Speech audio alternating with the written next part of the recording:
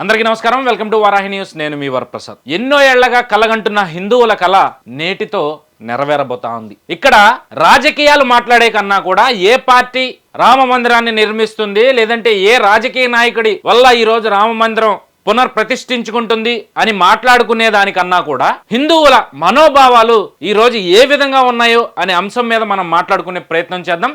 దానికన్నా ముందుగా అసలు అయోధ్య రామ మందిరం గొడవ ఎప్పటి నుంచి మొదలైంది అనేది కనుక మనం చూసుకుంటే మొట్టమొదటిగా 1528లో ఈ అంశానికి తెరలేపారు అప్పటి మొఘల్ చక్రవర్తి బాబర్. శ్రీరాముడి జన్మస్థలంగా భావించే అక్కడ ఏదైతే అయోధ్యలో టెంపుల్ ఉందో ఆ టెంపుల్ని బాబర్ ఆధ్వర్యంలో ధ్వంసం చేసిన పరిస్థితి మనందరికీ తెలిసిందే అండ్ విన్నాం కూడా.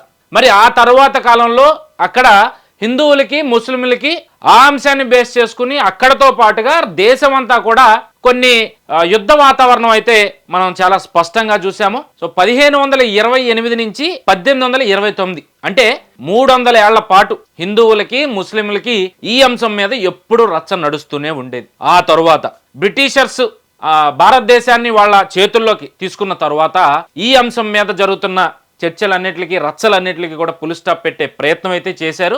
ఆ విధంగా లోపల ఏదైతే మందిరం లోపల భాగాన్ని ముస్లింలకి బయట భాగానికి హిందువులకి హక్కులు కల్పించిన పరిస్థితి. అయితే ఆ తరువాత కాలంలో ఈ అంశం మీద భారతీయులు ప్రధానంగా హిందువులు కోర్టు మెట్లు ఎక్కిన తర్వాత అలహాబాద్ కోర్టు మెట్లు ఎక్కిన తర్వాత లోపల పూజలు కూడా చేసుకోవచ్చు అని చెప్పి కోర్టు తీర్పిచ్చిన పరిస్థితి. దాంట్లో భాగంగా కొంతకాలం పూజలు జరిగినప్పటికీ కూడా మళ్ళీ ముస్లింలు అందరూ వెళ్ళి సుప్రీంకోర్టులో దీని మీద పిల్లేసిన పరిస్థితి. సో ఆ తర్వాత మళ్ళీ కథ మొదటికి వచ్చింది. 1829 దగ్గర నుంచి కూడా మనం చూసుకుంటే మళ్ళీ మనకి స్వతంత్రం వచ్చే వరకు కూడా దీని మీద రచ్చ నడుస్తూనే ఉంది. అండ్ 1949లో ఈ గుడిలో ఏదైతే లోపల భాగం ముస్లింలకి బయట భాగం హిందువులకి అన్నారు కదా, ఆ లోపల భాగంలో మన ఆర్కియాలజీ డిపార్ట్మెంట్ అంతా కూడా రీసెర్చ్ చేసిన భాగంగా దాంట్లో మొత్తం ఏదైతే రామ మందిరానికి సంబంధించిన అవశేషాలన్నీ కూడా బయటపడిన పరిస్థితి. దీంతో ఇది రామ మందిర స్థలమే, రాముడు పుట్టిన స్థలమే, ఇక్కడ రామాలయం ఉండేది, రాముడి గుడి ఉండేది అంటూ కూడా పెద్ద ఎత్తున ఆ రోజు ముస్లింలు ఏదైతే అక్కడ మసీద్ బాబ్రీ మసీదుకు సంబంధించిన అంశం మీద హిందువులందరూ కూడా తిరగబడిన పరిస్థితి. సో 1949 దగ్గర నుంచి కూడా 1990 వరకు కూడా ఈ అంశం మీద ప్రతిరోజు ఏదో ఒక గొడవ, ఏదో ఒక అంశం మీద రచ్చ నడిచేది. ప్రధానంగా ఏదైతే భారతదేశంలో హిందూ ముస్లింలు అందరూ కూడా బాయి బాయి అనే పద్ధతి సంస్కృతి మనందరికీ తెలిసింది. కానీ మతాల అంశానికి వచ్చేసరికి, దేవుళ్ళ అంశానికి వచ్చేసరికి ప్రధానంగా ఈ అయోధ్యని బేస్ చేసుకుని దేశం అంతా కూడా అల్లర్లు నడిచే పరిస్థితి. అంటే అవి అందులో రాజకీయ నాయకుల పబ్బం గడుపుకోవడానికి గొడవలు పెట్టారా, లేదంటే నిజంగా హిందువులకి రాముడి మీద ఉన్న భక్తితో ముస్లింల మీద గొడవలకు వెళ్ళారా, లేదా ముస్లింలకి వాళ్ళ అల్లా మీద ఉన్న భక్తితో హిందువుల మీదకి గొడవలకు వచ్చారా అనే దానికన్నా కూడా ఇక్కడ మనం మాట్లాడుకోవాల్సింది ఖచ్చితంగా ఈ అంశం హిందూ ముస్లింల ఇది చాలా సున్నితమైన అంశం. కానీ దాన్ని రాజకీయంగా వాడుకుని లబ్ధి పొందిన వాళ్ళు ఉన్నారు. ప్రజల్లో నిజంగా హిందువులకు కానీ ముస్లింలకు కానీ ఎవరికైనా ఉంటుంది, వాళ్ళ దేవుడు అంటే ఎవరికి భక్తి ఉండదు.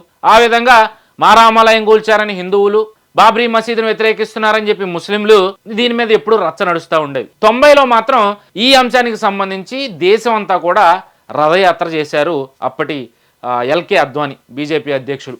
ఆయన ఆధ్వర్యంలో ఈ రథయాత్ర జరిగిన తర్వాత మత ఘర్షణలు ఎక్కువైపోయాయి దేశంలో. దీన్ని బేస్ చేసుకుని 92లో బాబ్రీ మసీదుని కూల్చివేయడం కూడా జరిగింది. సో అప్పుడు కాంగ్రెస్ ప్రభుత్వం అధికారంలో ఉండగానే ఈ బాబ్రీ మసీదుని కూల్చడం జరిగింది. 90లో రథయాత్ర జరిగిన తర్వాత 92లో అంటే 2 ఏళ్ల తర్వాత బాబ్రీ మసీదుని కూల్చేయడం, ఆ తర్వాత ఈ అంశం మీద కోర్టుల చుట్టూ తిరగడం, దేశం అంతా కూడా పెద్ద ఎత్తున చర్చ నడవడం, ఫైనల్ గా 2019లో అయోధ్య రామ మందిరానికి సంబంధించి ఈ బాబ్రీ మసీదుకు సంబంధించి ఏదైతే త్రిసభ్య కమిటీ సంచలనమైన తీర్పు ఇవ్వడం. అది రామ మందిరం ఉండాల్సిన స్థలం, రాముడు పుట్టిన స్థలం, అక్కడ రామ మందిరమే ఉండాలి, అక్కడ రామ మందిరం కట్టుకోవాలంటూ కూడా త్రిసభ్య కమిటీ తీర్పిచ్చింది. ఇక్కడ కొసమెరుపు ఏంటంటే ఆ త్రిసభ్య కమిటీలో అంటే ఇక్కడ మతాలు మనం మాట్లాడే కన్నా కూడా అక్కడ ఒక ముస్లిం జడ్జి కూడా ఉన్నారు ఆ త్రిసభ్య కమిటీలో. సో వీళ్ళందరూ ఒక ఏకాభిప్రాయంతో న్యాయంగా శతాబ్దాలు గడుస్తున్నా ఇక్కడ దేశంలో రామ మందిరం ఉండాల్సిన స్థలంలో రామ మందిరమే ఉండాలి, దీన్ని అక్రమంగా ఆక్రమించి ఆ రోజు బాబ్రీ మసీదుని కట్టి హిందూ ముస్లింల మధ్య గొడవ రేకెత్తడానికి ఆజ్యం